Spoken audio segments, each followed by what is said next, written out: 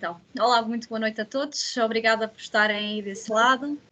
Sejam bem-vindos a mais uma sessão do Farmacêutico Doente, organizada pela Associação Portuguesa de Farmacêuticos para a Comunidade. Estamos em março, o mês da mulher. Celebrou-se no passado dia 8, Dia Internacional da Mulher, e pela primeira vez em Portugal, no passado dia 1 de março, o Dia Nacional da Endometriose e Adenomiose, que foi também recentemente aprovado na Assembleia da República, aprovação na qual a associação a qual convidamos hoje teve um grande impacto e grande influência e grande papel. A Mulher Endo, a Associação Portuguesa de Apoio a Mulheres com Endometriose. Hoje temos a Susana Fonseca connosco. Muito obrigada, Susana, antes de mais, por estar connosco e por se terem disponibilizado a estar connosco esta noite. Ela é fundadora e presidente da Mulher Endo. Além disso, é mestre em Psicologia Clínica e educadora menstrual e autora do primeiro livro infantil sobre endometriose. Além disso, é também portadora de endometriose profunda grave e, por isso, ninguém melhor do que ela para esta noite estar aqui a falar sobre este tema e sobre esta doença de ainda tão difícil diagnóstico. Susana, sem mais demoras, vou passar para si. Muito obrigada mais uma vez. Olá a todos, muito boa noite. Obrigada pelo vosso convite. É para mim um prazer estar aqui convosco e poder conversar aqui um bocadinho sobre o trabalho que a Mulher Endo tem vindo a realizar nos últimos 10 anos. Fazemos 10 anos este ano. E então vou começar por partilhar a minha apresentação.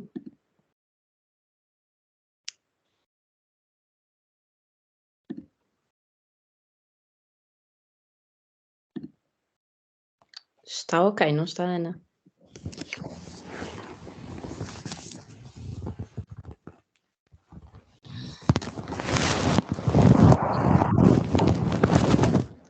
Não sei se, entretanto, eu agora deixei de vos ver. Queria só a confirmação que estão a ver a minha apresentação. Estamos a ver sim, a apresentação. Ok, pronto, obrigada. Obrigada, Ana. Então, hoje vim aqui falar um bocadinho convosco sobre o que é isto de viver com endometriose e o papel da Associação Mulher Endo, o papel que a Associação tem tido nos últimos 10 anos na nossa sociedade e aqui um bocadinho o trabalho que nós temos vindo a fazer. Antes de mais, queria começar por falar um bocadinho sobre os mitos que existem ainda à volta desta questão toda da menstruação e da endometriose propriamente dita. Nós continuamos a ouvir que dor menstrual é normal, e não é de todo. É normal haver um desconforto, haver algum inchaço. Agora, não é normal existir uma dor que nos impede de fazer o nosso dia-a-dia, que nos impede de realizar as nossas rotinas, que nos obriga a fazer medicação mensalmente. Isso não é normal. E nós ainda... nota-se já alguma evolução nesta quebra deste e de outros mitos, mas isto ainda é muito uma questão cultural e geracional, porque as nossas avós sempre disseram que também tinham muita dor, as mães sempre disseram que também tinham muita dor, portanto, nós temos que aguentar, não é? Faz parte da condição de ser mulher, é isto que nos é incutido ao longo da vida, e isto é totalmente errado. Ok? E temos mesmo que começar a quebrar estes mitos, porque são estes mitos que fazem com que o diagnóstico, por exemplo, da endometriose leve uma média de 8 a 10 anos até acontecer.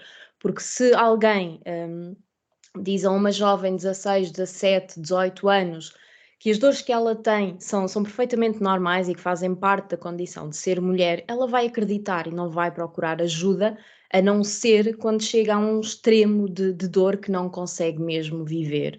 Portanto, cabe a cada um de nós quebrar estes mitos e avançar um bocadinho nas nossas mentalidades.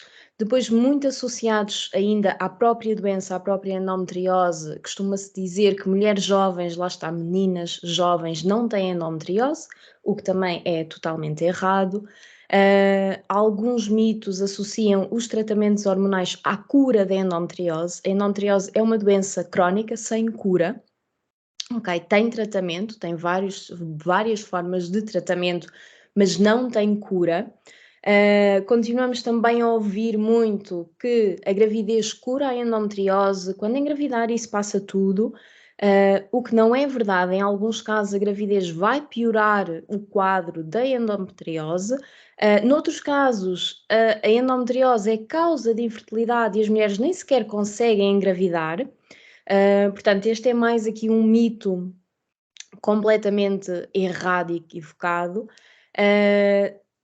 Depois, em contrapartida, as mulheres com endometriose são inférteis, costuma-se associar muito e pensar na endometriose como um sinónimo de infertilidade, e também não é verdade, ok? A endometriose é efetivamente a maior causa de infertilidade feminina, afeta cerca de 30 a 50% das mulheres com endometriose terão problemas de fertilidade, mas as restantes não, e mesmo desta percentagem que é elevada, como é óbvio, mas mesmo dentro desta percentagem, muitas delas conseguem ser mães de forma biológica com o tratamento adequado da endometriose ou com recurso a técnicas de PMA. Portanto, gostamos sempre de deixar muito claro que endometriose não é sinónimo de infertilidade, ok?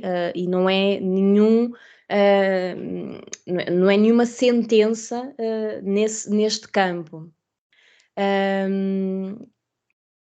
Depois, a esterectomia cura a endometriose, também é aqui outro mito que muitas vezes é partilhado e muitas vezes até pela classe médica, isto também chega a acontecer.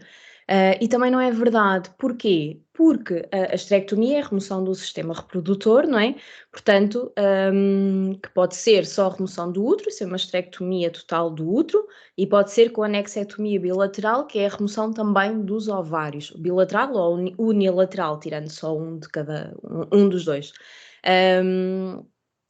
Mas a esterectomia não vai curar a endometriose porque a endometriose está fora do útero, ok? Portanto, isto não pode ser encarado como uma cura para a doença.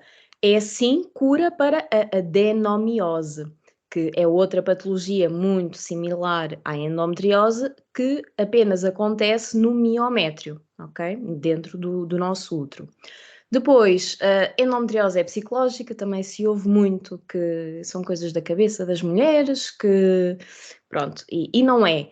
Efetivamente, a endometriose depois, em muitos casos, vai provocar alguns transtornos a nível psicológico. Porquê? Porque é uma doença que tem consequências muito graves em alguns casos e que afeta a vida da mulher em grande escala, desde a vida íntima, vida pessoal, vida profissional, todos os campos, e é normal que, quando nós vemos a nossa vida afetada de uma forma tão global, que surjam situações de ansiedade, de maior stress, algumas depressões. Portanto, a endometriose não é psicológica, ela é física, ela acontece mesmo, é real, contudo, e efetivamente ela depois poderá ter algumas consequências a nível psicológico em muitas pacientes. Também há alguns mitos que dizem que a causa da endometriose são os abortos retidos e etc. Também é totalmente errado, ok? É um mito completamente, pronto, sem qualquer fundamento. E que a endometriose só afeta o sistema reprodutivo. Lá está, este mito vem também ali muito no seguimento da tal esterectomia que cura a endometriose. Também é totalmente errado, porque a endometriose já está cientificamente descrita em todos os órgãos do nosso corpo, desde o cérebro, pulmões, coração, ciático, intestino, bexiga, artérias, rins, tudo. Tudo o que possam pensar já está descrito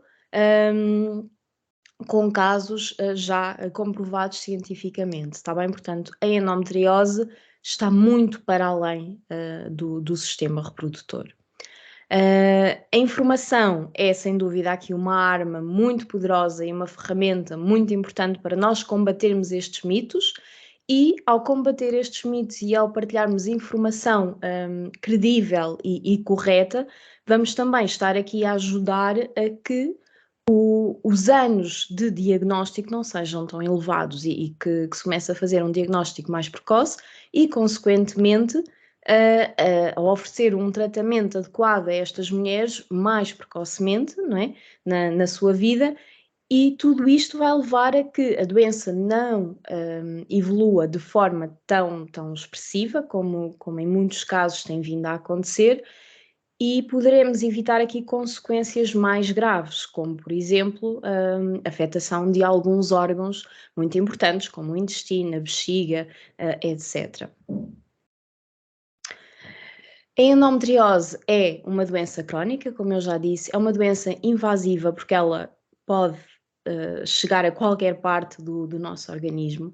É bastante comum porque ela afeta 1 em cada 10 mulheres, pelo menos, porque os números mais recentes já se estimam que pode seguir até 15% das mulheres em idade reprodutiva. Portanto, estamos a falar aqui de uma percentagem bastante elevada.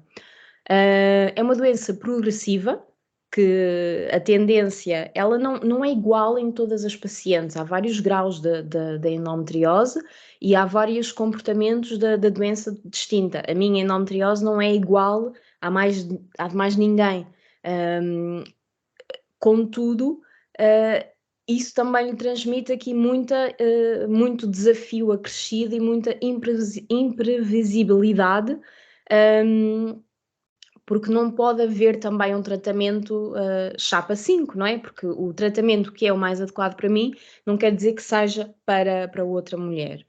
É uma doença agressiva porque ela efetivamente pode comprometer vários órgãos, pode afetar zonas muito importantes, o septo retrovaginal, os intestinos, os ureteres e pode mesmo comprometer o bom funcionamento destes órgãos. E é ainda uma doença muito incompreendida, porque as pessoas ainda não conhecem muito a doença,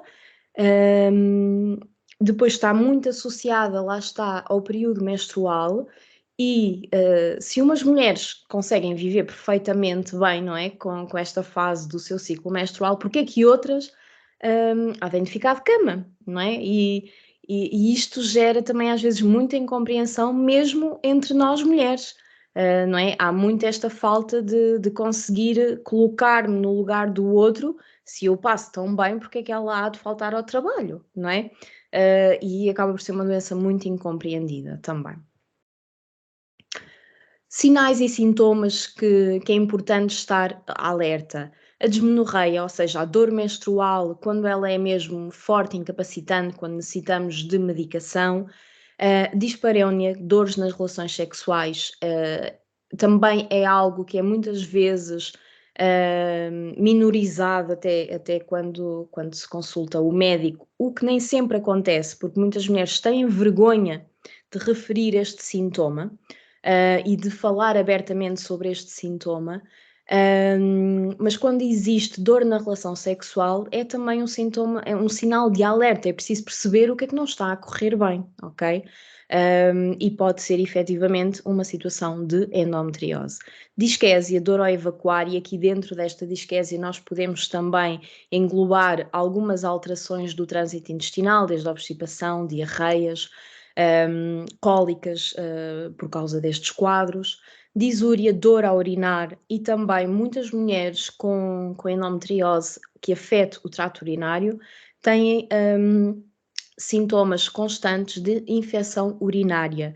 E aqui o que é que acontece? Os sintomas estão todos presentes, mas quando se faz uma urocultura não há presença de bactéria, portanto é uma chamada falsa infecção urinária, mas os sintomas estão lá todos, a vontade miccional muito frequente, a sensação de peso na zona da bexiga, o ardor, ou seja, os sintomas são precisamente os mesmos que muitas vezes estão associados à infecção, mas não há presença de bactéria. Depois, dor pélvica crónica, dor umbilical, também há endometriose umbilical, aqui uma pequena curiosidade que se calhar alguns não sabem, mas há algumas mulheres que durante a menstruação perdem sangue pelo umbigo, isto pode ser sinal de endometriose umbilical, dor abdominal, dor ciática. A endometriose também pode afetar o nervo ciático, Em alguns casos, ela não chega mesmo a afetar o nervo ciático. O que acontece é que numa zona junto ao nervo há placas de aderências de endometriose, e quando há um processo inflamatório dessas aderências, o nervo fica comprimido e então há a dor ciática e muitas vezes há mesmo a perda de mobilidade de um dos membros inferiores, até essa inflamação se conseguir controlar, ok? Dor torácica, que pode estar associada a uma endometriose pulmonar. Depois temos outros sintomas que nem sempre também são associados ou relacionados com a endometriose, que é uma fadiga, muitas vezes crónica, e esta eu acho que vendo os outros sintomas todos, não é? É um bocadinho compreensível perceber que no meio de tanto sintoma é normal que uma pessoa se sinta exausta, cansada, e que muitas vezes todos estes sintomas levam também a noites mal dormidas.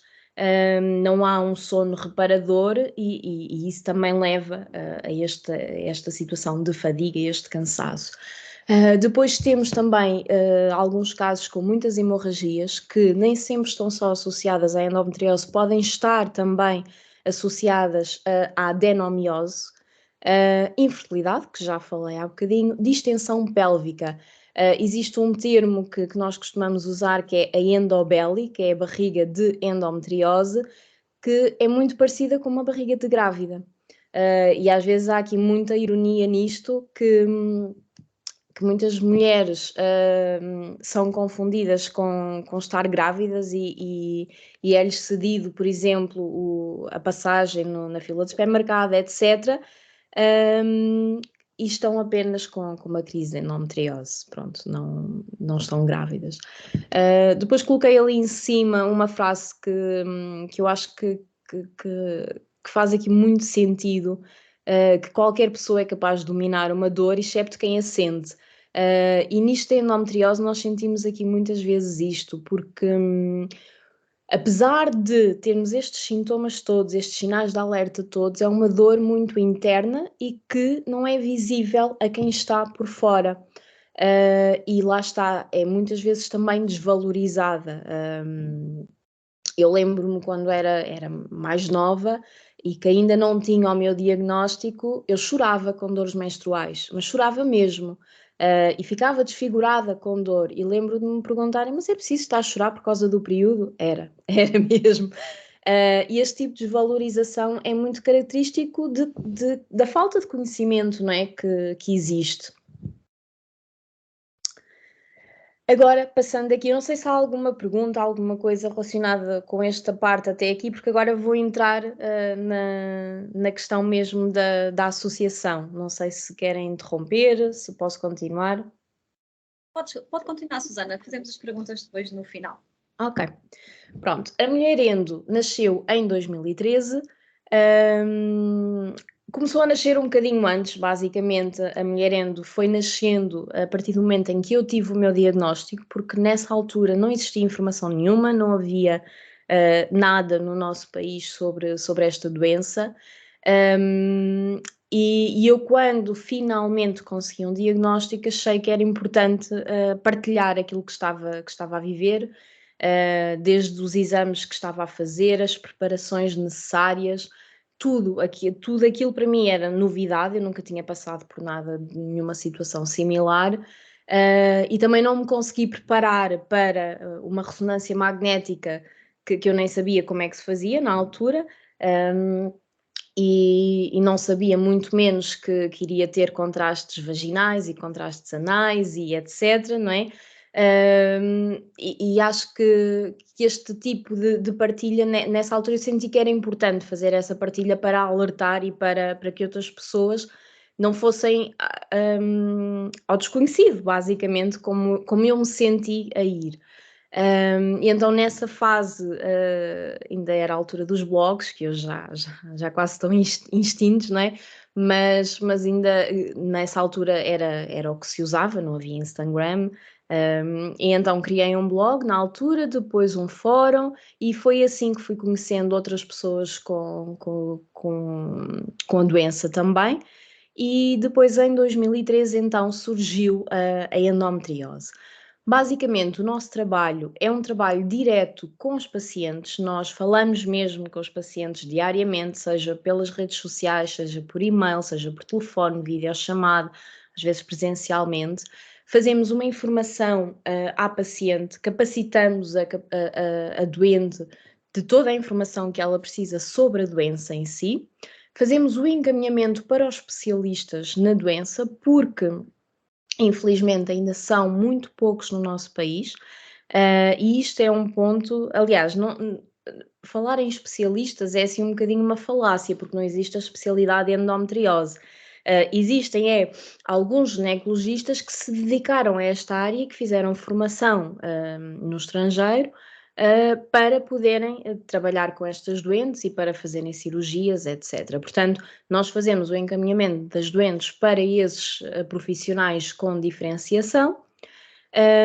Informamos, lá está, sobre os exames, sobre as cirurgias, porque há sempre muitas dúvidas sobre como é que é a cirurgia, os tempos de recuperação, as preparações, porque quando numa cirurgia trivial precisamos de umas horas de jejum, nestes casos, muitas vezes, com intervenção da parte do intestino, por exemplo, é necessário uma semana de preparação intestinal, de dieta própria, etc. E muitas vezes os médicos não conseguem, numa simples consulta, passar toda a informação e os pacientes saem às vezes com algumas dúvidas. E então nós fazemos também este tipo de esclarecimento e ajudamos nestas informações mais particulares sobre situações específicas de cirurgias, de exames, etc. Depois também prestamos apoio psicológico e nutricional, porque a endometriose tem aqui... é uma doença, toda ela multifactorial, sistémica, e carece de um tratamento também multidisciplinar. Não é só o tratamento da ginecologia ou só o tratamento cirúrgico. Nós beneficiamos muito, por exemplo, de uma alimentação anti-inflamatória, porque estamos a falar aqui de uma doença que é inflamatória. O apoio psicológico é muitas vezes essencial, por aquilo que eu já disse há bocadinho também. Depois temos outras questões, por exemplo, a fisioterapia do pavimento pélvico, algumas medicinas complementares, ou seja, há aqui muitas coisas que a paciente pode fazer e às quais pode recorrer, e nós fazemos essa partilha, damos essa informação. E também, nomeadamente, por exemplo, na parte nutricional, acontece o mesmo que na ginecologia.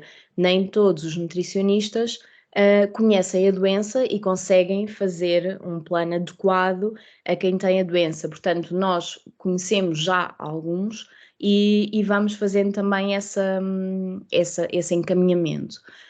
Depois também damos, quando é necessário, acompanhamento mais individualizado. E fazemos também aqui uma representação social e política das doentes, política, aquilo que a Ana começou por falar logo ao início, nós estamos em contacto com o Ministério, com a Comissão de Saúde do Parlamento, etc. Apresentámos uma petição, mas eu já vou falar mais à frente sobre isso. Mas assim, de modo global, direto com os pacientes, é um bocadinho este o nosso trabalho. Depois, para as nossas associadas, nós temos associadas, temos alguns protocolos e elas beneficiam de descontos nesses protocolos que nós temos firmados. Depois damos aqui um acompanhamento também mais individualizado às nossas associadas. Fazemos sessões temáticas online todos os meses, convidamos a um especialista, ou um nutricionista, um fisioterapeuta, tentando ir sempre às dúvidas que nos vão surgindo. Nós todos os meses trazemos alguém para abordar um determinado tema e tirar dúvidas às nossas associadas. E depois também vamos partilhando informação por e-mail com elas. O ano passado criámos uma masterclass que é Vivendo e Aprendendo. Porquê? Porque estes anos todos deram-nos aqui uma grande bagagem sobre a doença e nós fomos sempre estudando mais e percebendo melhor todas as dimensões que estão associadas à doença, e é impossível nós partilharmos este conhecimento tão detalhado individualmente com cada doente. Vamos direcionando, consoante a fase em que aquela doente está na sua vida com a doença, mas nesta masterclass que é composta por 8 horas de formação online, por partilha de vários artigos científicos, também tem um e-book bastante completo com muita informação. Então nós pretendemos informar, educar e empoderar estas doentes para que elas também possam ser, eu costumo dizer que nós temos que ser os nossos melhores advogados e relativamente à doença é muito isso, porque só se eu conhecer todas as possibilidades de tratamento é que eu vou poder discutir o meu tratamento com o meu médico, não é? E se algum médico me propuser uma esterectomia para me curar a endometriose, se eu tiver este conhecimento eu vou saber, espera lá que eu estou no médico errado. E então queremos tentar partilhar aqui esta informação toda com as doentes e por isso criámos esta masterclass. Já fizemos 4 turmas.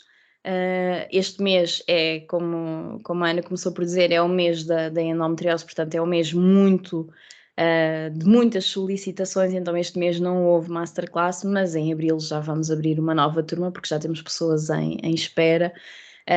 E tem sido muito bem recebida esta masterclass. Depois também criamos um grupinho do WhatsApp para a turma, para haver ali sinergias também entre as pacientes.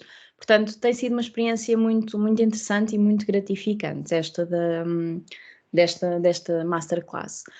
O ano passado, no Dia da Criança, dia 1 de junho, entregámos a nossa petição pública para a criação de uma estratégia nacional de combate à endometriose e adenomiose na Assembleia da República, com mais de 8.600 assinaturas.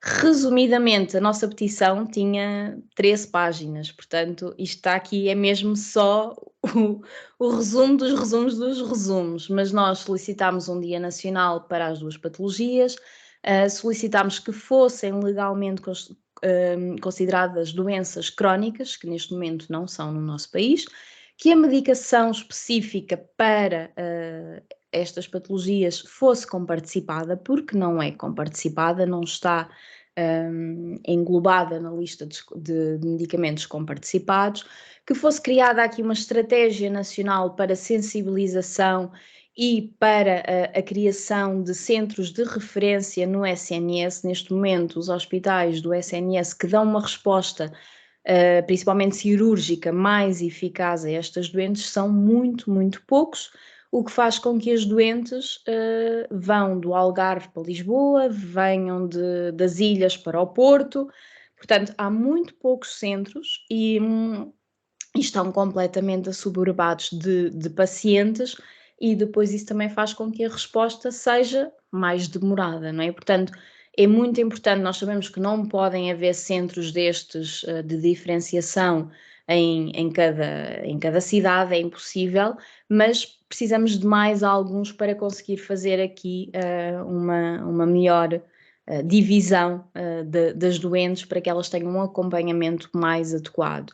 E também são necessárias normas de orientação clínica para as patologias, para que os médicos, por exemplo, das unidades de saúde familiar, consigam logo fazer um rastreio, consigam fazer, às vezes, até um diagnóstico, porque sabendo os exames que devem de solicitar, sabendo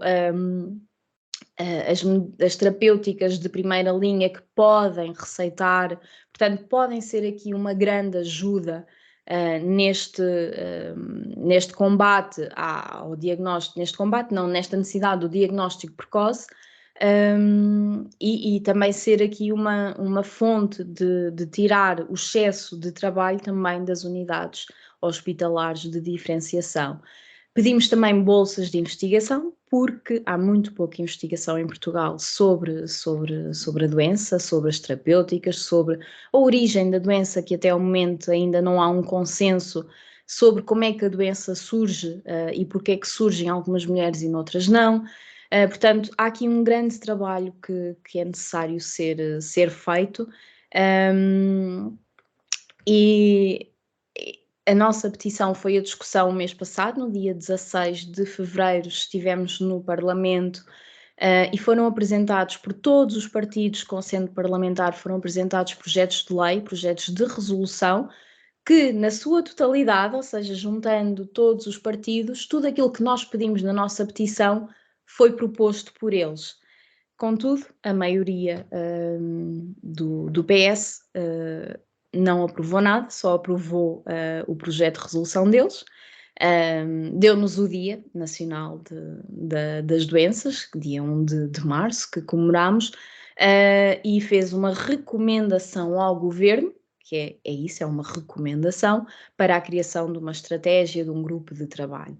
Pronto, até o momento também ainda passou muito pouco tempo, estas coisas demoram, mas ainda não houve mais nenhum contacto, não houve mais nenhum avanço neste sentido, mas pronto, isto para dizer que em termos de partidos políticos, todos eles estavam em convergência com as nossas propostas, contudo, tudo o que envolvia gastos diretos foi tudo chumbado.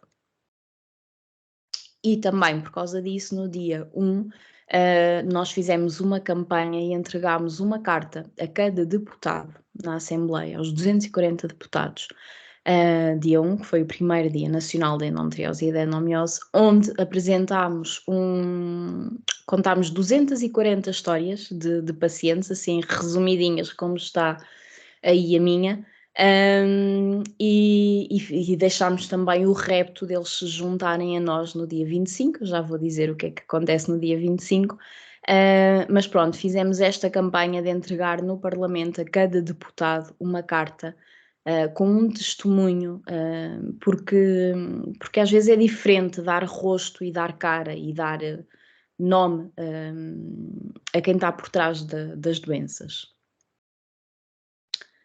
Depois temos também outro tipo de atividades que desenvolvemos, desde sessões de esclarecimento em escolas, em universidades, sessões de sensibilização também nas unidades de saúde familiares, sessões de sensibilização em empresas, sessões de acesso livre para doentes, para familiares, para quem se quiser juntar.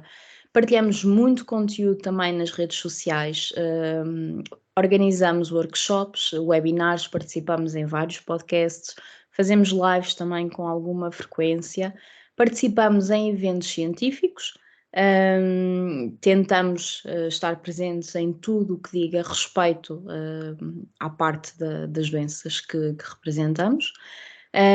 Tentamos ter e temos tido, felizmente, uma presença muito ativa na comunicação social, desde revistas, jornais, televisão.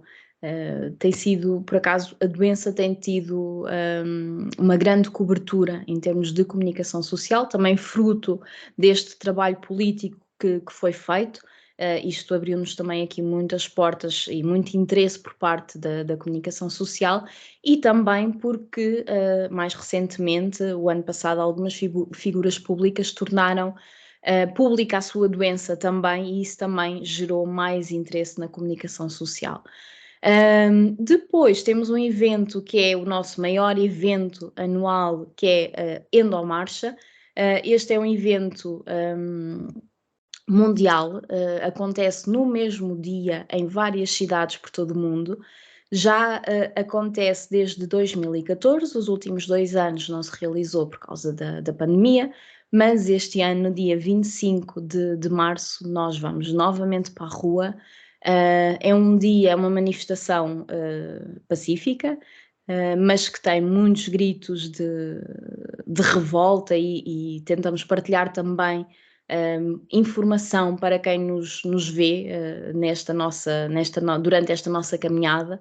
E normalmente é um evento que tem um impacto muito positivo, porque nas 2 semanas seguintes nós recebemos imensos contactos de pessoas que nos viram na rua e que ouviram o ter dor menstrual não é normal, entre outras frases que nós dizemos muito, e ficam com aquilo no pensamento e depois contactam-nos, então expliquem-me lá, e muitas vezes acontecem diagnósticos depois destes contactos. Eu vou partilhar aqui um videozinho pequenino, que é um resumo da nossa última marcha, que foi em 2019, só para perceberem mais ou menos a dinâmica deste evento. Endometriose, não são balelas, eu sinto dor, sinto dor, sinto dor, dor, dor, agora grita, grita bem alto, a endo não me vai vencer.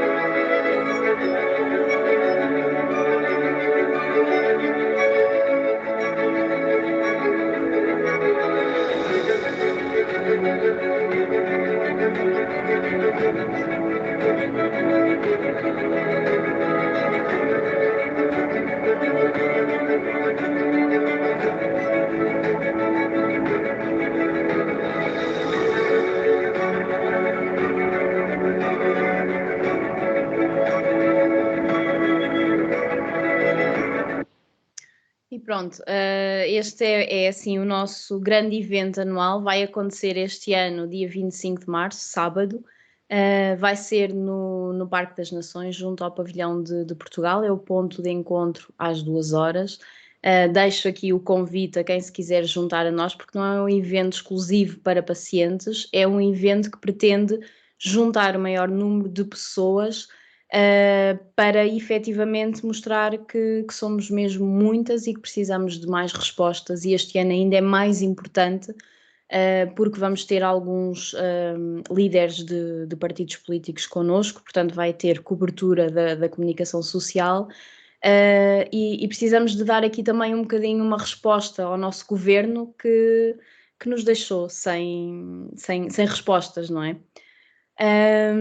Depois fazemos também criação de conteúdos. Ali em cima, a primeira fotografia é um manual que nós fizemos para deixar nos centros de saúde, nas unidades de saúde familiares, quando vamos fazer as nossas sessões de esclarecimento, porque existe um guia, um compêndio, agora está-me a faltar o nome, é um consenso de endometriose da Sociedade Portuguesa de Ginecologia, só que é assim um calhamaço gigante, portanto dificilmente os médicos de família, não é, vão pegar naquilo, e então nós fizemos assim uma coisa muito resumidinha, são 50 páginas com o essencial, e deixamos, quando vamos às unidades de saúde, juntamente com um vídeo também feito por vários médicos, onde se fala do essencial da doença. Depois também temos marcadores de livros, temos os nossos folhetos informativos, que são muito completos, e estes, se calhar, algumas das pessoas que estão aqui hoje connosco já os viram, porque eles foram distribuídos pelas farmácias do país pela Gideon. Foi uma parceria que nós fizemos e os legados de informação médica da Gideon fizeram essa distribuição. Depois, para além do material informativo impresso, temos também conteúdos digitais, desde vídeos,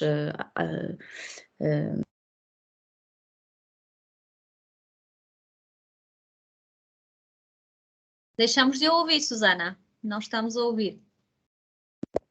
Desligou-se o meu micro, Foi. mas eu não mexi, não sei. Não sei onde é que pararam, onde é que... Foi pouquinho tempo, por isso... Ok, pronto. Estava a dizer que para além deste conteúdo informativo impresso, temos também material em vídeo, fazemos material informativo em vídeo.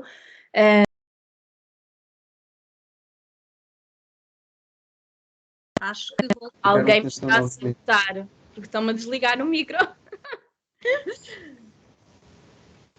Eu juro que não sou eu. Pronto, está bem. Então, temos a nossa aplicação móvel que se chama mesmo Mulherendo. Ela é gratuita, está disponível para Android e para iOS. Qualquer pessoa pode descarregar. Nesta aplicação é possível, nós temos ali aquela imagem maior que diz diagnóstico. Ela tem um teste que no fundo é um questionário que permite à pessoa perceber se necessita de consultar ou não um especialista, conforme as respostas que dá, depois no final recebe essa indicação e tem a opção de mandar as respostas para nós, associação, e nós depois entramos em contacto com a pessoa para lhe indicar o profissional que esteja mais perto da sua área de residência.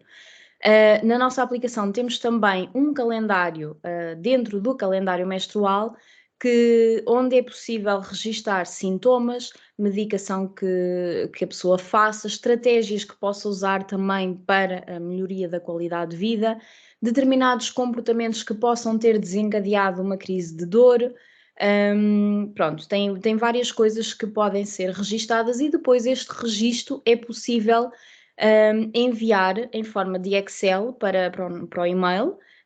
E partilhar, por exemplo, com o médico, etc., e manter sempre este histórico ao longo do tempo sobre os sintomas, sobre quando é que teve hemorragias, quando é que não teve. Pronto, tudo isso é possível guardar este histórico e mantê-lo no Excel.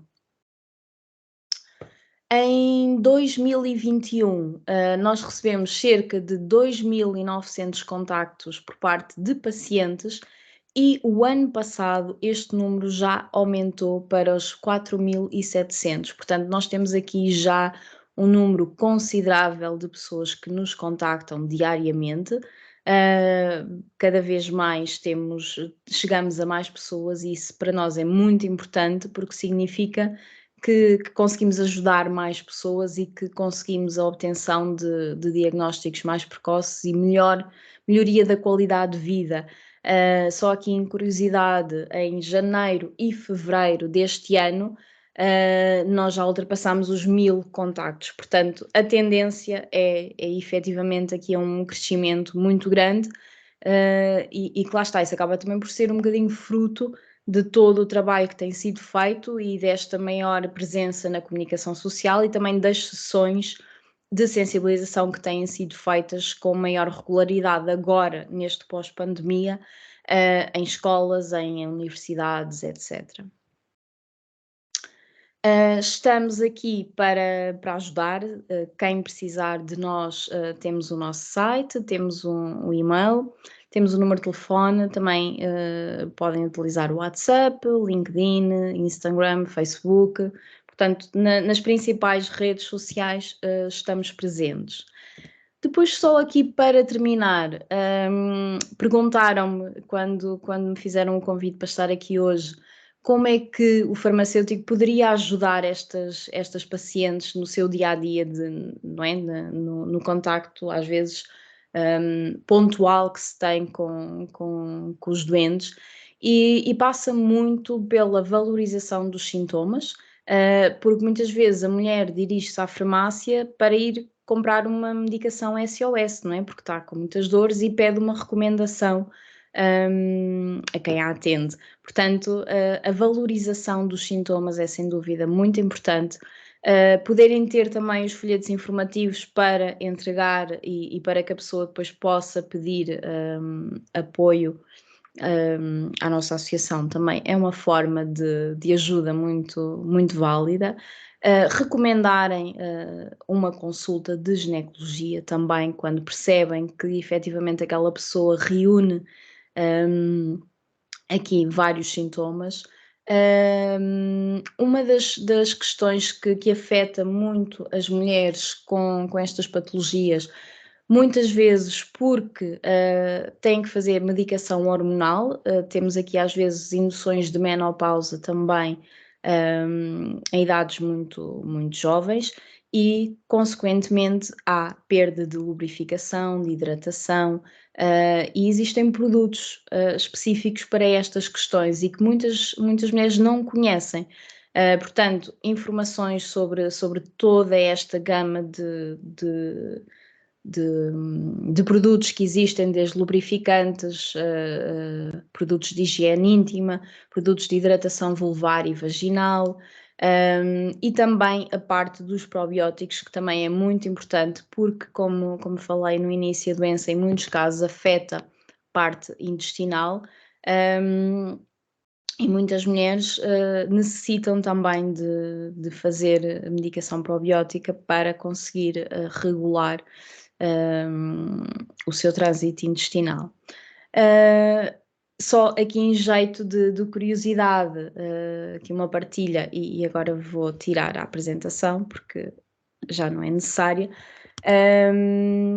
mas há uns anos eu fui a uma farmácia, ia fazer uma ressonância magnética e tinha que fazer uma preparação com clister para essa ressonância magnética. E fui à farmácia e pedi o clister, e a farmacêutica, muito querida, jovem na altura, disse: mas sabe que não deve de usar isto assim porque tem efeitos secundários e depois o intestino fica mais preguiçoso. Eu disse-lhe: sim, mas eu preciso para fazer este exame, e falei que tinha endometriose, etc. E ela: que interessante, então mas o que é isso? Explique-me lá, que sintomas... Resumindo e concluindo, acabei por criar ali uma ligação com aquela farmacêutica, que depois, por minha indicação, foi a uma consulta, tem endometriose, já teve que ser operada, portanto, as conversas são como as cerejas, não é? Como se costuma dizer, e hoje em dia essa farmacêutica é um agente também de informação, não é? Desta partilha. Mas lá está, como eu expus-me, não é? Aquilo que estava ali a fazer, e isso permitiu que ela tivesse o diagnóstico dela também, e que hoje em dia consiga ajudar também outras mulheres. E pronto, da minha parte era isto que tinha para falar convosco. Agora estou aberta às vossas questões. Obrigada, Susana, foi super esclarecedora, pelo menos eu achei. Tinha aqui imensas perguntas que já foram respondidas, mas efetivamente queria, antes de passar para as perguntas, queria frisar efetivamente aquilo que, como começou a sua apresentação, a nível da normalização da dor menstrual, porque acho que isso está enraizado muitas vezes mesmo na nossa sociedade. Portanto, ainda há pouco tempo, e a nível do balcão, os meus colegas farmacêuticos que estão aqui podem confirmar o que eu digo. Nós recebemos pedidos todos os dias, como disse a Susana, para dispensa de fármacos analgésicos para a dor menstrual, e tive uma situação muito interessante de um rapaz que veio efetivamente comprar para a namorada e que me perguntou se eu não podia aconselhar nada natural para as dores menstruais da namorada, porque o ibuprofeno que ele ia comprar já não estava assim suficiente. Pois. E quando eu lhe disse, mas se calhar então devia ir a uma consulta para ser avaliada, porque provavelmente poderá ter que fazer algum exame. E ele virou-se para mim e disse, mas são só dores menstruais. Pois. E isto acho que efetivamente exemplifica muito bem a forma como é vista a dor menstrual. Nós crescemos efetivamente, e eu falo como mulher, a dizerem-nos que a dor menstrual é normal e que temos que nos aguentar e que como menstruamos temos as dores e pronto, e temos que sofrer e temos que tomar os analgésicos e faz parte, exatamente. E efetivamente isto está muito enraizado nas pessoas e a Susana, como educadora menstrual, de que forma é que nós, farmacêuticos ao balcão, podemos desconstruir esta ideia aos nossos utentes? E assim, eu acho que água mole em pedra dura, não é? É o ditado. Mas a verdade, e com muita pena minha, eu acho que isto só mesmo com uma mudança geracional é que nós vamos conseguir terminar com estes mitos, porque por mais que nós digamos a pessoas com 50, 60 anos que ter dor não é normal, eu acho que a grande maior parte, como foi uma vida inteira a acreditarem, não é? Que era assim, e pronto, e acaba por ser um dado adquirido. Mas o meu trabalho, por exemplo, também enquanto educadora menstrual, passa muito por trabalhar com as crianças e sensibilizar as crianças para, quando têm a primeira menarca, etc., já estarem preparadas e para aquilo que não deve ser normal e que não devem de aceitar como sendo normal. Portanto, mas é um trabalho que eu acho que é. Eu costumo dizer que neste momento, nessa parte, estou a trabalhar para as próximas gerações, porque a minha filha, por exemplo, já nunca vai dizer a ninguém que ter dor menstrual é normal. Isso é certo e sabido.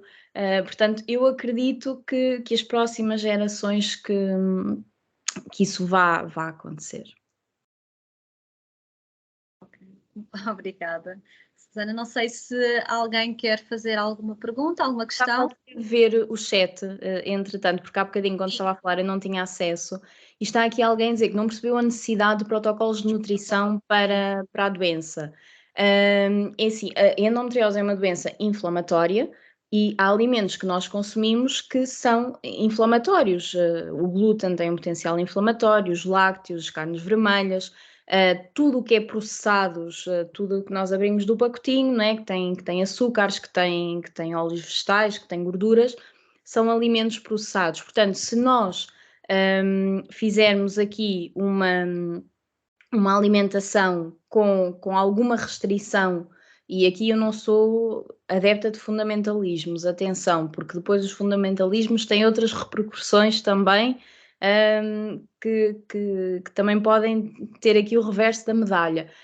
Mas se nós tentarmos manter uma alimentação equilibrada, uma alimentação saudável, com o menos possível de alimentos inflamatórios, nós vamos conseguir reduzir aqui muito a sintomatologia associada à doença. E depois, da mesma forma que há alimentos inflamatórios, há outros que são anti-inflamatórios e que com o consumo deles conseguimos também ajudar, lá está, de forma natural, o nosso organismo também a combater um bocadinho a inflamação.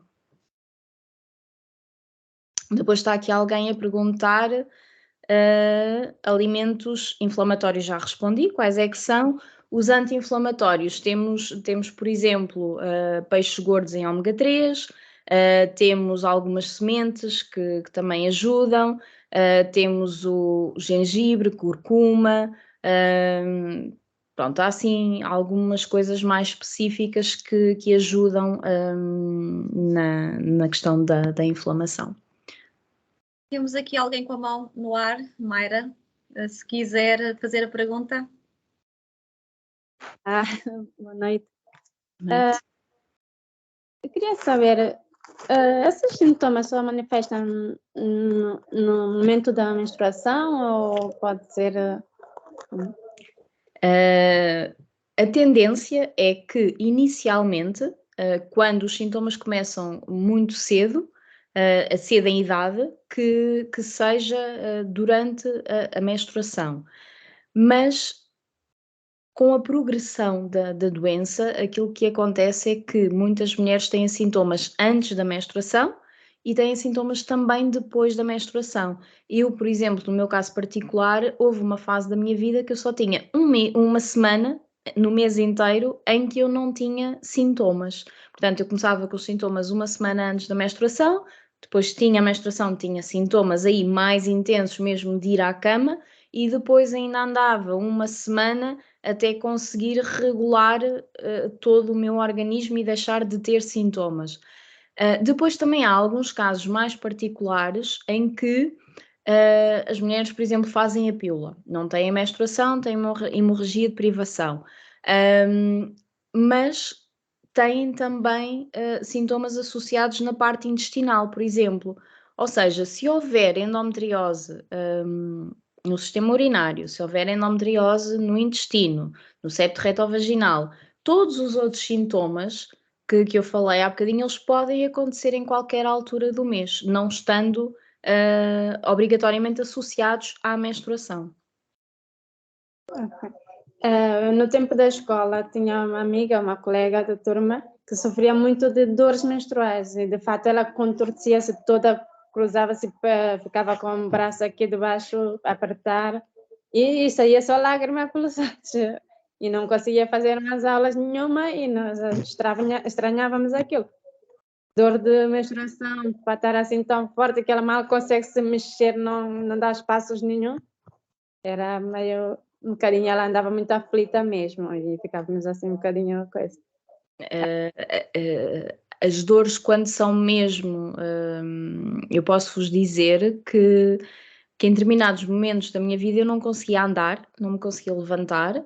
A posição mais confortável era a posição fetal, ou seja, toda encolhidinha, com muita pressão na zona da barriga, saco de água quente também na barriga. Porque eu costumo dizer que parece que estamos a ser esfaqueadas ali dentro. Parece que está tudo a ser cortado. Cortado, puxado, pronto, tudo o que possam imaginar. Mas são dores tão fortes em determinados momentos da minha vida que eu pensei que ia morrer com aquele grau de dor mesmo. Que é assim uma coisa que deixamos de ver, sabem, quando há uma dor, sei lá, quando batemos com o dedo mindinho e aquela dor inicial que parece que fica tudo preto, imaginem essa dor horas a fio, né? Em toda a zona abdominal e pronto, e depois fazia, por exemplo, no meu caso fazia quadros de febre, porque a inflamação era tal que tinha febre, depois não conseguia ir à casa de banho, pronto. Portanto, essa situação da colega, efetivamente, às vezes não dá mesmo para andar, não se consegue mesmo andar, é mesmo muito incapacitante. Não sei se alguém tem pergunta, mas também uma última questão, que sou chata um bocadinho. Nada disso. Em relação do cérebro, por exemplo, como é que é isso? Os sintomas, como é que funciona? Ou se ligar pedindo informação sobre isso, podem fornecer essa informação? Ou a educadora? A endometriose no cérebro é uma coisa muito rara, ok? Aquilo que às vezes acontece, e são casos muito raros, é algumas pacientes menstruarem, salvo seja, ou pelo nariz, ou pelos olhos. Isto pode acontecer, pronto, mas são situações raríssimas. Se calhar contam-se pelos dedos das mãos as pacientes que têm endometriose desse género, ok? Portanto, o diagnóstico disso passa sempre muitas vezes por ressonâncias magnéticas, mas lá está, são situações muito, muito, muito pontuais essas. Já a endometriose pulmonar não é assim tão rara quanto isso. Existem já bastantes casos e também na parte asiática, etc. Então, quer dizer que sai sangue sempre em algum lado, é isso. Porque eu estava a perguntar se é mais alguma dor interna, assim, uma pressão na cabeça, qualquer coisa assim. Não propriamente, daquilo que nós sabemos, não propriamente. Pronto, mas lá está, a doença também se manifesta de formas muito diferentes, de pessoa para pessoa. Portanto, por exemplo, a endometriose, quando atinge, imaginemos, o diafragma, muitas mulheres sentem dor no ombro. É um dos sintomas. Portanto, às vezes não é o facto de doer aqui que quer dizer que tenha endometriose lá por dentro.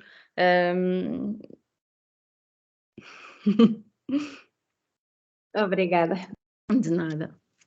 Temos aqui mais umas questões, e acho que uma questão que eu acho muito interessante, que foi feita, que é, durante a menstruação não é normal de todo ter dores? É assim, lá está, é normal haver um desconforto, é normal haver um inchaço, é normal nós sentirmos que estamos a ovular, que estamos a menstruar, porque a menstruação é a descamação do endométrio. O endométrio é a camada interna do nosso útero e que descama e vai sair, não é? Pela vagina. O útero, para haver essa descamação, está a contrair, tem pequenas contrações. Portanto, quando contrai, é um músculo, quando contrai, vai dar algum desconforto. Agora, é normal eu sentir-me desconfortável, não ter assim tanta posição para estar, precisar de andar mais um bocadinho. Agora, isso é normal, não é normal é eu todos os meses ter que fazer medicação, não conseguir ir trabalhar, estar, como a Mayra estava a dizer da colega, estar toda dobrada, cheia de dores, não me conseguir meter em pé, não conseguir defecar quando estou menstruada, ou estar constantemente com diarreia quando estou menstruada. Ou seja, estas questões mais fora do normal, digamos assim, é que não são tão normais, ok? Mas é perfeitamente aceitável que haja um desconforto, que haja um bocadinho mais de inchaço. Isso é normal. Agora, não é normal que isso nos incapacite de ser quem somos no resto dos dias. Temos aqui outra questão, se o útero retrovertido tem alguma associação à endometriose? Todas as pacientes que eu conheço e todas as ressonâncias magnéticas que eu já li, está sempre lá isso, útero em retroversão. Portanto, poderá ser aqui uma característica, efetivamente, é um facto que não há ressonância magnética nenhuma que me passe pela frente que não tenha essa informação. Portanto, sim, acredito que haja aqui alguma ligação. Olá, boa noite. Estamos a ouvir, Andreia. Sim, sim. Olá. Pronto, eu tenho uma pergunta, assim, porque eu vim de dores na minha adolescência, comecei a menstruar e morria. Era praticamente, tipo, era impossível. Eu era desmaiar, vômitos e diarreia, tudo ao mesmo tempo, no mesmo instante. Então, eu fui a médicos e comecei com um anticoncepcional muito cedo. Anos, muitos anos tomando anticoncepcional. Então, eu nunca parei, nunca. E teve um período que eu estava tentando engravidar, parei com os comprimidos e já estava com mais idade, então não consegui engravidar. Só que no começo da pandemia, que a minha pergunta é que vem aí, eu comecei antes do período, aí eu começava a me sentir meio mal, baixava a minha pressão, eu começava a ter dores, eu não sabia exatamente o que era, e não eram as minhas cólicas normais do período, era uma dor realmente quase no rim, era uma coisa tipo, o que está se passando?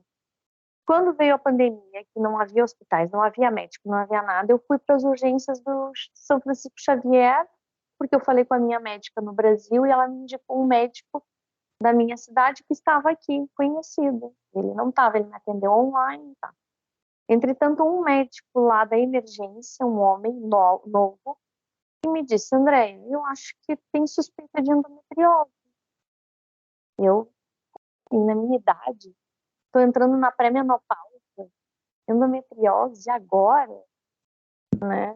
E conversando muito com a Ana e tal, e a Ana, assim, não é normal, porque tu já tinha dores, tu já sofria disso há muito tempo, não é? E aí a sugestão do médico era voltar a tomar anticoncepcional, né?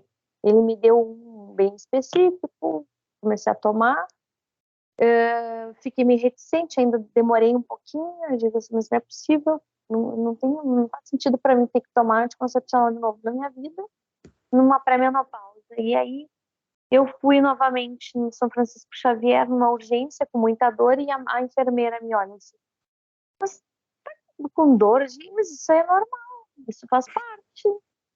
E para mim não é normal mulher sentir dor, ter que sofrer.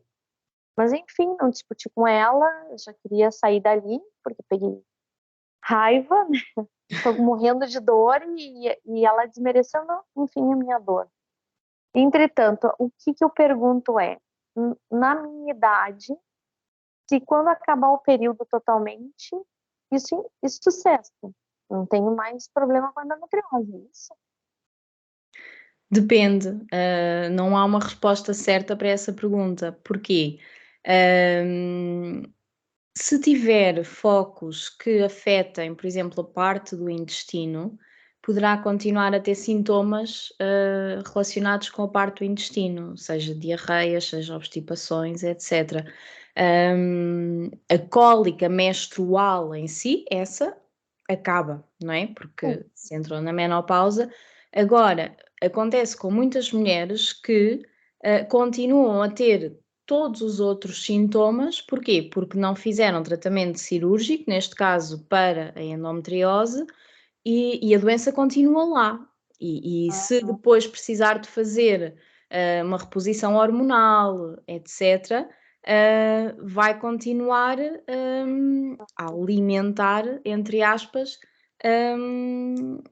os focos que já existam. Portanto, há algumas mulheres que efetivamente, com a entrada na menopausa, têm um bocadinho mais de tranquilidade. Agora, em situações em que a doença é muito agressiva, porque depois isto varia muito de mulher para mulher, eu posso-vos dizer que eu entrei em menopausa aos 32 anos, uma menopausa cirúrgica, e passado 6 anos tive uma suboclusão intestinal por causa de endometriose. Portanto, é uma doença muito enigmática e muito imprevisível. Portanto, não há uma resposta certa para essa pergunta. Partimos do princípio que o nível de terapêutica também vai variar muito de mulher para mulher, certo? Sim. Das opções que são feitas depois em termos do acompanhamento depois do diagnóstico. Não é? E de mulher para mulher e da situação em si, não é? Porque eu tive que fazer uma reseção intestinal porque o meu intestino estava praticamente bloqueado com aderências da doença por fora. Portanto, quem não tem endometriose no intestino não precisa de passar por nada disto, não é? Portanto, há aqui muitas variações possíveis. Que assim, É mesmo Suzana, a doença, mas... o que acontece? Eu muito conversando, eu converso com ela, porque assim, eu desisti um pouco, larguei de mão, porque me cansei de ir a médico, me cansei da minha médica me olhar, fui numa médica particular, levei os exames, entretanto, a minha endometriose é localizada no lado esquerdo e no útero, e eu tenho uma dor localizada no rim direito, e que ninguém descobre. Fiz ressonância, fiz tudo, e a minha médica olhando com toda a calma, olha, não sei então te dizer, porque tá no lado esquerdo, aparece nos exames no lado esquerdo, mas se a tua dor tá no lado direito, aí já tô eu aqui pensando, né, já falei com a Ana, é vesícula, é problema renal, é problema de rim, é problema como é o que eu já tinha falado também? Já estou pensando em ir a vários especialistas para ver se algum médico, um santo, descobre que dor é essa. Por exemplo, eu estou sentada aqui conversando com vocês e vendo, e tem uma dor chata aqui me incomodando. Apêndice, eu vou consultar com um especialista em apêndice, mas aí eu já fico com receio, será que esse especialista não vai achar que, sei lá, daqui a pouquinho é realmente apêndice, vai querer fazer uma cirurgia para tirar o apêndice porque acha que é apêndice, sabe? Já eu tô começando, porque se não conseguem detectar realmente se é uma endometriose, porque assim, dava coincidência, o que que eu comecei a fazer testes em mim, eu parei os comprimidos, e agora vamos ver o que que realmente é. Vou agora sentir dor, seja o que for, fico numa cama 3 dias, para eu também ter a certeza exata do que se passa aqui comigo, né? E parei de tomar, tô melhor, só passa com Buscopan composto, tem que ser 2, em menos de 8 horas. Ibuprofeno não passa dor.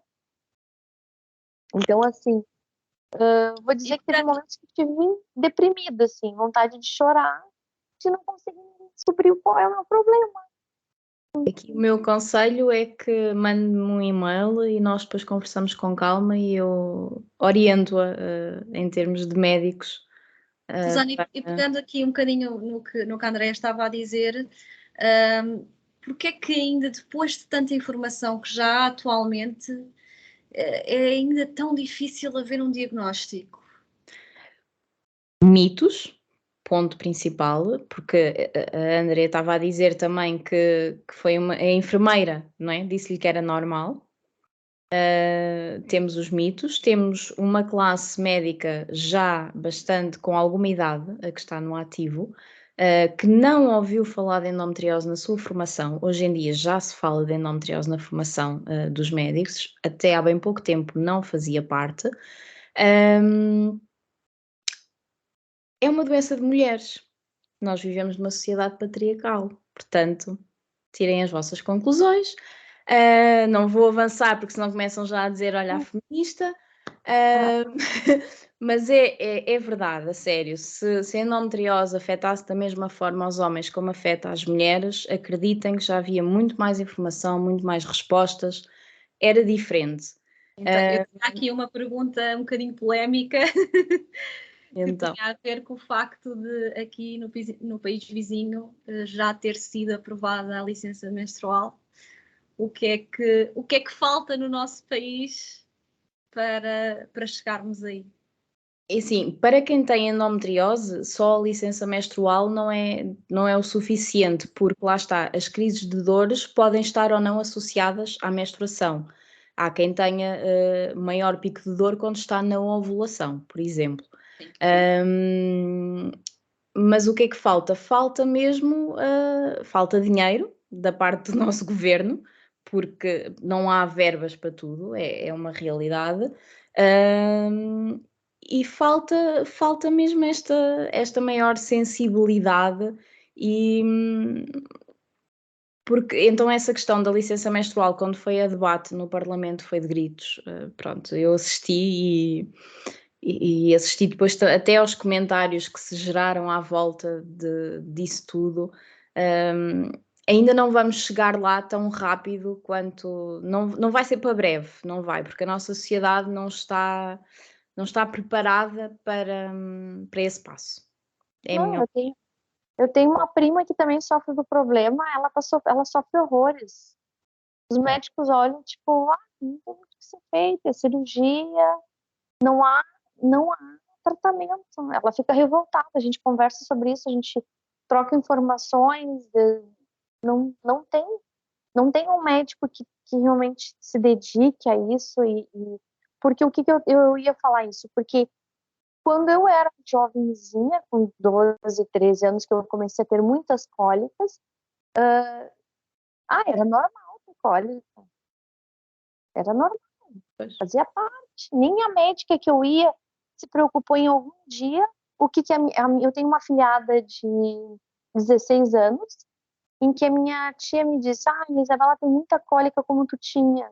Eu digo, já vai procurando médico, porque isso vai afetar a vida dela no futuro. Tu já tem que ver agora isso. Porque eu nunca imaginei que naquela época, hoje, eu fosse me prejudicar. E a minha qualidade de vida. A Ana sabe, a gente conversa, tem dias que eu nem falo mais, nem pro meu marido mais eu falo, eu tô com dor, nem falo pra não ficar assim chata, sabe? Tipo, cansativa. Eu vou pro banheiro e choro, pronto. O que eu vou fazer? Mas não nos podemos resignar a viver com dor e há alternativas, há toda uma vida, ok? Há toda uma vida de possibilidades, portanto, fica à espera do seu e-mail, do seu telefonema e vamos conversar e vamos encontrar aí uma ajuda mais adequada, tá bem? Pelo menos seja acolhida, acolhedora, né? E que não te deixe jogada ao vento, né? Das tuas dores. Usar aqui mais uma questão, além da Obrigada, nutrição. Nada. Obrigada, Andréa. Além da nutrição, que outras medidas não farmacológicas podem ser importantes? Fisioterapia do pavimento pélvico também pode ajudar muito no controlo da inflamação, às vezes no pré e no pós-cirúrgico. Quando falo aqui destas cirurgias, muitas vezes são cirurgias muito complexas que envolvem o trato urinário, o trato gastrointestinal e algumas mulheres ficam com sequelas na parte da bexiga.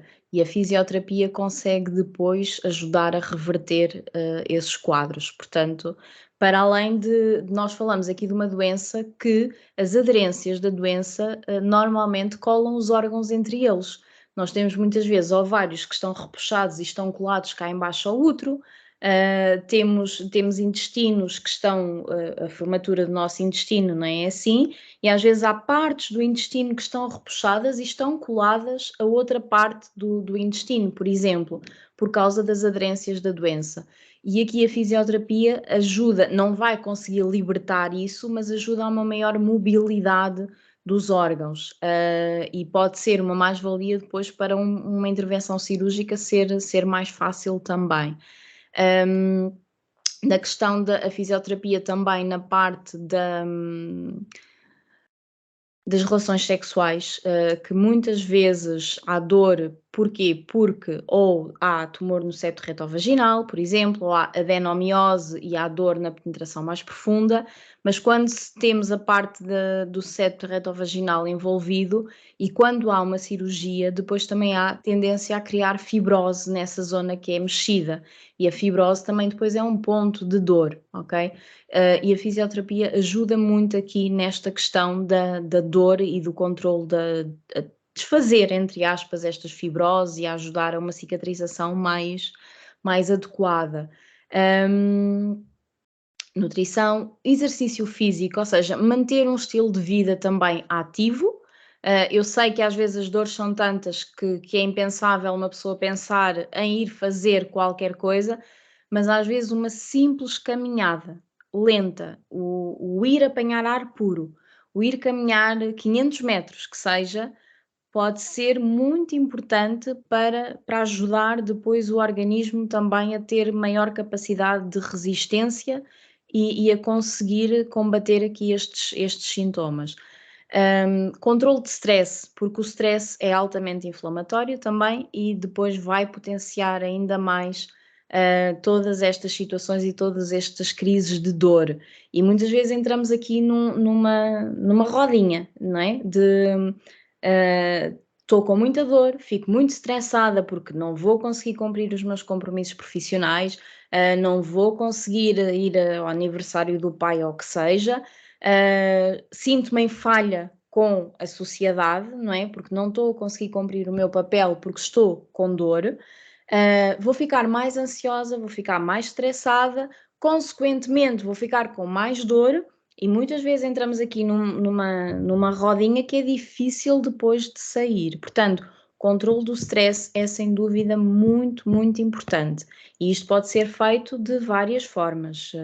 Meditação, psicoterapia, caminhadas ao ar livre, yoga, pilates, ou seja, há muitas formas que podem ajudar aqui nesta gestão também do stress. Depois há medicinas complementares, a acupuntura, sei lá, há tanta coisa que pode ser útil que é todo um mundo, não é? E é preciso perceber o que é que resulta comigo. Há pacientes que conseguem ir para o ginásio e fazer exercício físico de alto impacto, e isso não lhes causa mais dor, antes pelo contrário, ajuda-as a combater as dores que têm. Há outras mulheres que não conseguem de forma alguma porque vão ficar muito mais inflamadas e com muito mais dor. Portanto, é preciso adaptar à nossa realidade, não é? E perceber o que é que resulta connosco.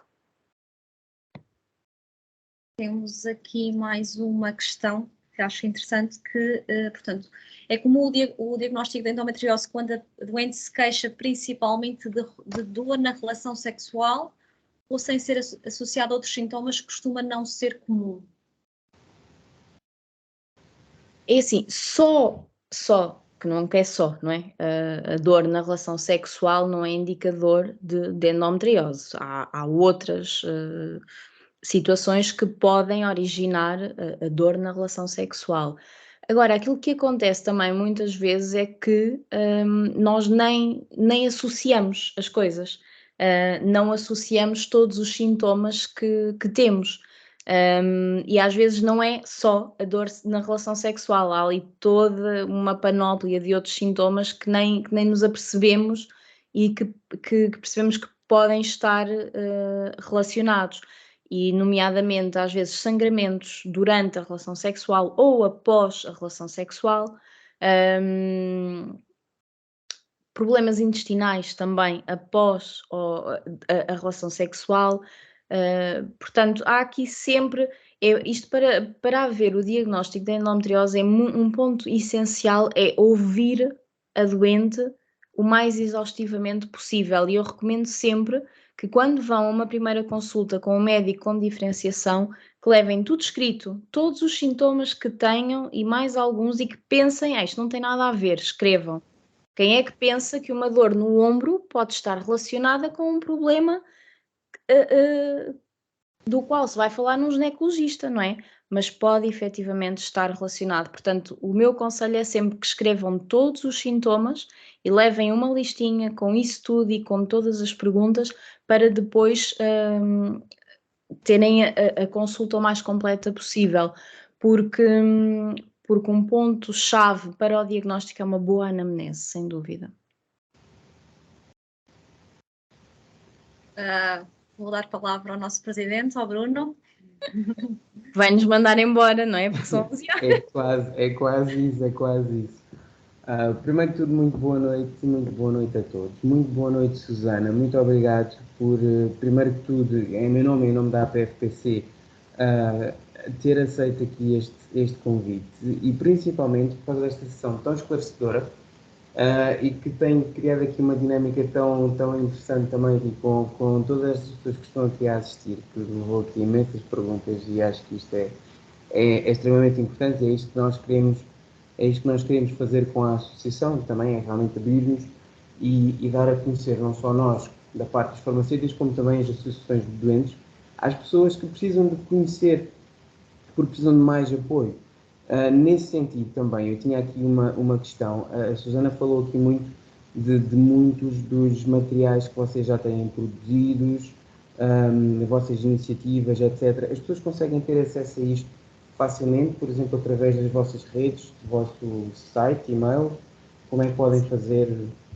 Nós neste momento estamos a reformular o nosso site, mas vai ficar com a opção de poderem descarregar o nosso folheto informativo em PDF, e depois lá está, toda a informação que nós vamos partilhando assim ao longo destes anos todos, está toda ela disponível no site, nas redes sociais, e quando há alguma coisa específica que alguém precise, alguma coisa mais pontual, etc., alguém que quer agora aprofundar a questão da nutrição, manda-nos um e-mail e nós partilhamos todos os artigos que temos, partilhamos toda a informação que temos com a pessoa sobre essa parte específica, por exemplo. Portanto, a informação, aquela que não está totalmente disponível, é de fácil acesso, porque basta mandarem um e-mail, que nós normalmente em 48 horas respondemos e partilhamos essa informação com as pessoas. Ok. Isso é excelente e mesmo para nós, farmacêuticos, que acho que devemos ser um motor aqui de fomentar a literacia em saúde e fomentar a literacia nesta patologia, que acaba por ter, exatamente como a Susana disse no princípio, muitas ideias pré-concebidas erradas, há aqui muito desconhecimento e desvalorização disso mesmo. Também é importante mesmo para nós conseguirmos também ter acesso a isso e conseguir depois partilhar e indicar às pessoas. Portanto, é muito importante, e a Susana disse, que nós, na nossa prática diária, estejamos atentos a estes sintomas, mulheres que procuram frequentemente alívio sintomático para as dores menstruais. Portanto, eu acho que, quanto a mim, foi extremamente esclarecedor toda esta sessão. Só tenho a agradecer. Obrigada. E sim, acho que vou acabar por ter de encerrar aqui, que já estamos a chegar aqui às 11 da noite. Já temos aqui 1h30 de sessão.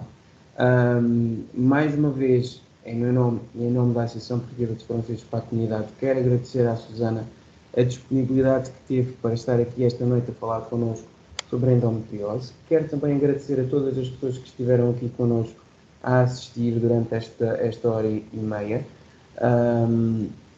E quero agradecer à Ana Isabel pela excelente moderação que fez. Muito obrigado, Ana.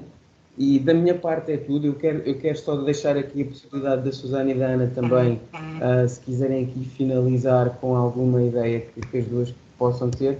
Da minha parte é tudo. Muito obrigado a vocês. Eu só quero dizer que este tema, a escolha deste tema não foi inocente. É um tema que também me diz pessoalmente alguma coisa e só tenho a agradecer à Susana por todos os esclarecimentos e acho que vocês fazem um trabalho incrível. Muitos parabéns e muito obrigada em nome de todas as mulheres deste país. Obrigada por esta oportunidade, foi um prazer estar aqui convosco e lá está, se ficou alguma coisa por esclarecer, se ficaram com alguma dúvida, é só contactarem por uma das formas de contacto que nós estamos aqui para ajudar e volto a deixar o repto para se juntarem a nós no dia 25, porque precisamos da vossa voz para a nossa voz ser também mais audível. Obrigada a todos. Muito Boa obrigado. noite, obrigada. Obrigada, boa noite. Obrigada. Adeus. Boa noite.